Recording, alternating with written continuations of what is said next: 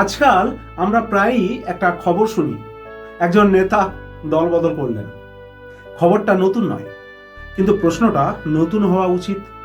দল বদল কি শুধু রাজনৈতিক কৌশল, নাকি আদর্শ বদলের একটা গল্প? আজ এই প্রশ্নটাই তুলব। দল নয়, নীতির দিক থেকে। পুরো ভিডিওটা দেখুন আর বাস্তবটা উপলব্ধি করুন। মানুষ ভোট দেয় কাকে? শুধু একজন মানুষকে, না একটা আদর্শকে?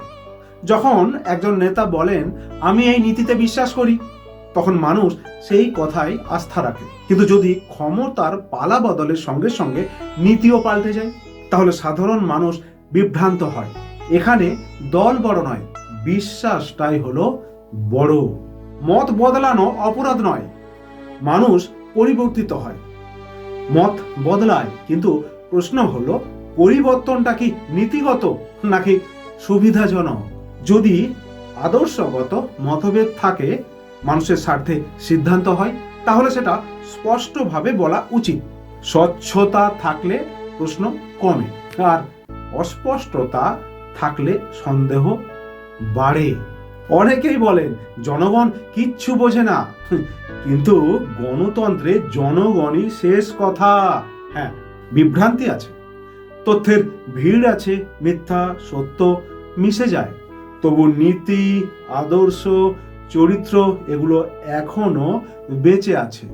সবাই হাওয়ায় উড়ে যায় না, সবাই সুবিধার পথে হাঁটে না। রাজনীতি যদি শুধু ক্ষমতার খেলা হয়, তাহলে দল বদল স্বাভাবিক। কিন্তু রাজনীতি যদি সেবা হয়, তাহলে প্রতিটি সিদ্ধান্তের নৈতিক ভিত্তি থাকা দরকার। কারণ নেতৃত্ব মানে শুধু পদ নয়, দায়িত্ব। ব্যক্তি ভুল করতে পারে, কিন্তু শিক্ষা ও মূল্যবোধ পথ দেখায়। যেখানে মেরুদণ্ড শক্ত, সেখানে সুযোগ সবকিছু কিনতে পারে না। দল বদল প্রশ্ন নয়, প্রশ্ন হলো চরিত্র বদল হলো কিনা। আমরা সাধারণ মানুষ, কিন্তু আমাদের শক্তি আছে। অন্ধ সমর্থক না হওয়া, প্রশ্ন করা, নীতি যাচাই করা, ব্যক্তির চেয়ে মূল্যবোধকে বড় করা। গণতন্ত্র টিকে থাকে প্রশ্নে, অন্ধ আনুগত্যে নয়। মনে রাখবেন, দল নয় নীতি বড়, ক্ষমতা নয় চরিত্র বড়, সমর্থন নয় সচেতনতা বড়। যেখানে আদর্শ শক্ত, সেখানে বিশ্বাস টিকে থাকে।